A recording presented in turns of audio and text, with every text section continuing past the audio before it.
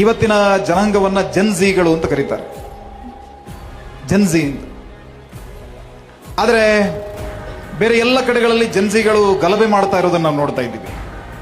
ಬಾಂಗ್ಲಾದೇಶದ ಮಕ್ಕಳು ಸೇರಿ ಗಲಭೆ ಮಾಡಿ ಅಲ್ಲಿಯ ಸರ್ಕಾರವನ್ನೇ ಉರುಳಿಸಿ ಆ ದೇಶದಲ್ಲಿ ಇವತ್ತು ಅರಾಜಕತೆ ಇದೆ. ನೇಪಾಳದಲ್ಲೂ ಅದೇ ಪರಿಸ್ಥಿತಿ, ಶ್ರೀಲಂಕಾದಲ್ಲೂ ಅದು ಆಗೋಯ್ತು. ಎಲ್ಲರೂ ಅಂದ್ಕೊಂಡಿದ್ರು ಭಾರತದ ಜನ್ಝಿಗಳು ಏನು ಮಾಡ್ತಾರೆ, ಭಾರತದ ಯುವಕರು ಏನು ಮಾಡ್ತಾ ಇದ್ದಾರೆ. ಭಾರತದ ಯುವಕರು ಅರೆಬನ್ನಿ ಮಂಗಲದಲ್ಲಿ ಶ್ರೀರಾಮ ಸೀತಾರಾಮ ಕಲ್ಯಾಣೋತ್ಸವವನ್ನು ಮಾಡ್ತಾ ಇದ್ದಾರೆ. ನಮ್ಮ ಯಾರೋ ಒಬ್ಬ ಜನ್ಝಿ ದೇವವ್ರತ ಮಹೇಶ್ ರೇಖಿ ಅನ್ನುವಂಥ ಹುಡುಗ ಮಹಾರಾಷ್ಟ್ರದಲ್ಲಿ 200 ವರ್ಷಗಳ ನಂತರ ಶುಕ್ಲ ಯಜುರ್ವೇದದ 2000 ಮಂತ್ರಗಳನ್ನು ದಂಡಕ್ರಮದಲ್ಲಿ ಪಾರಾಯಣ ಮಾಡಿ ಇಡೀ ಜಗತ್ತನ್ನು ಚಕಿತಗೊಳಿಸ್ತಾ ಇದ್ದಾನೆ.